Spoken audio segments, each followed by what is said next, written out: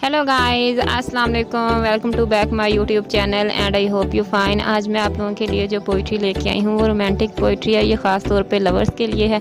उम्मीद करती हूँ कि आप लोगों को बहुत पसंद आएगी। ये तो आप फैसला सुनने के बाद ही कर सकते हैं।